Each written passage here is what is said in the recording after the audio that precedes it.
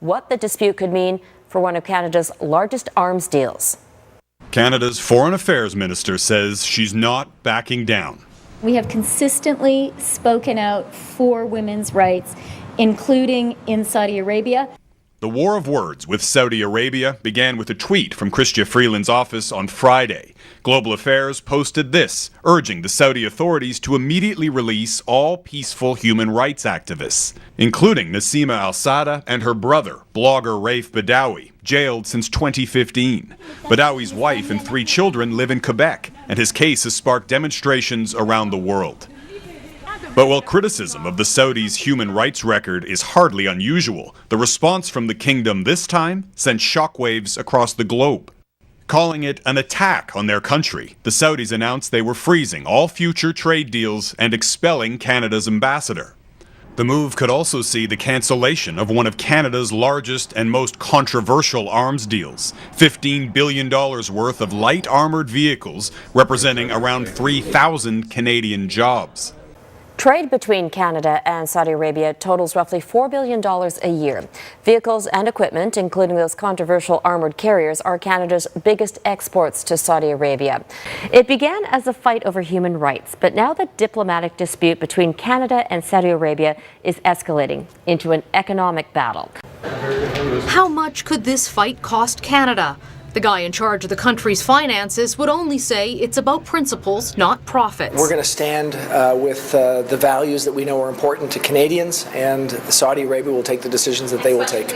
The Saudi government is punishing Canada economically for tweeting in both English and Arabic, demanding the immediate release of women's rights activists imprisoned after a crackdown on dissent. In response, the kingdom kicked out the Canadian ambassador and is forbidding new trade or business deals. And now, more threats, refusing to buy Canadian grain, demanding Saudi students in Canada come home, terminating flights to Canada by the Saudi state airline, and threatening to interfere in Canadian domestic issues. The move could halt a controversial but lucrative deal worth $15 billion to sell Canadian-made armored personnel carriers to the Saudis, something human rights groups have opposed.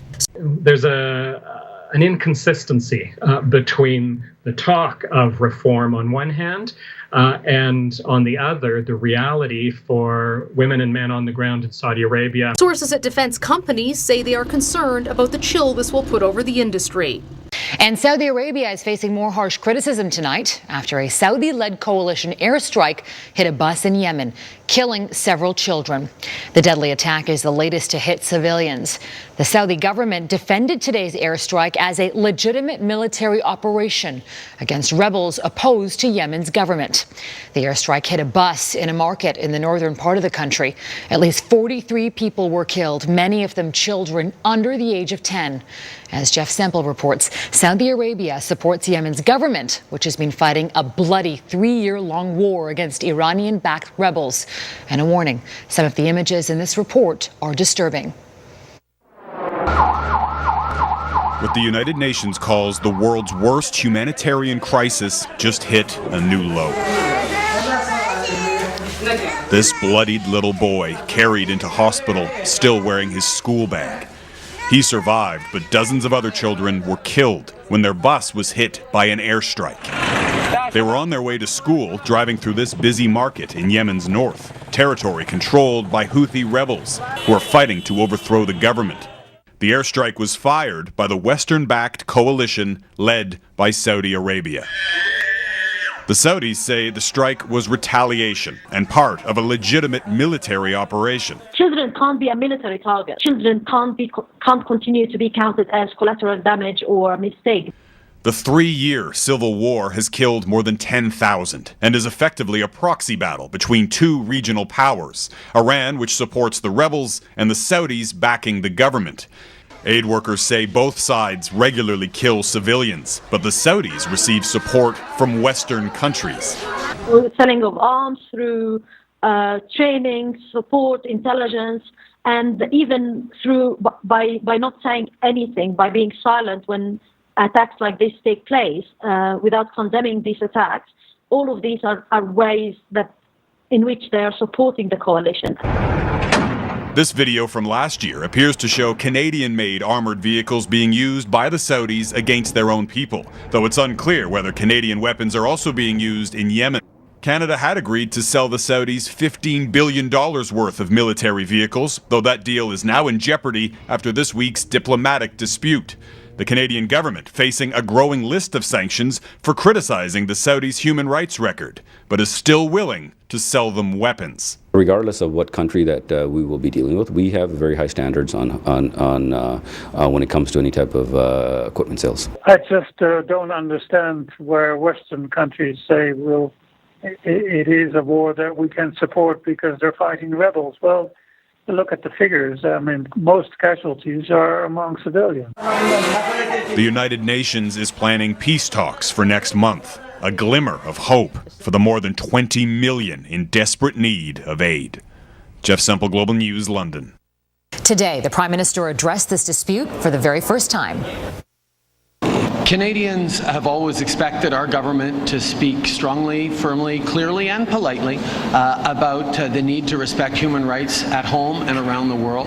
We will continue to do that. We will continue to stand up for Canadian values and indeed for universal values and human rights at any occasion. That's something that Canadians expect. It's something that I will always do. Our Ottawa Bureau Chief Mercedes Stephenson joins us now. So, Mercedes, where does this leave things now with Saudi Arabia? Well, Farah, Justin Trudeau blowing off the request from Saudi Arabia for an apology. The Saudis had demanded that earlier today, saying Canada made a mistake. Obviously, the Prime Minister not about to bow to that pressure.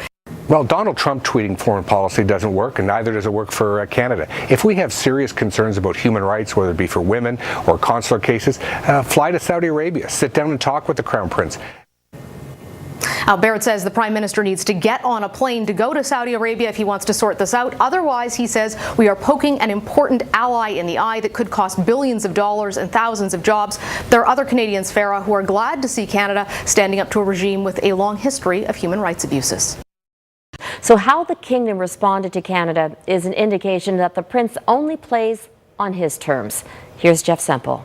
The move is just the latest example of an increasingly aggressive and unpredictable Saudi Crown Prince. I think you will find people mobilizing behind Canada. Prince, thank you very much. But Canada's allies appear reluctant to get involved. This statement from the British government echoes a similar one from the U.S. Canada and Saudi Arabia are both close partners of the U.K., and we urge restraint during the current situation. There's a lot of countries that are energy dependent on Saudi Arabia, so they're afraid of getting in fights with it. Saudi Arabia is also one of the world's biggest buyers of military arms, almost all of which are purchased from Europe and the United States and are currently being deployed in Yemen. In that country's brutal civil war, as with his Canadian diplomatic dispute, the young Saudi Crown Prince appears unlikely to back down. Canada has essentially been lobbying for a seat on the UN Security Council and needed Arab support. Was that a waste of time, or is there still hope?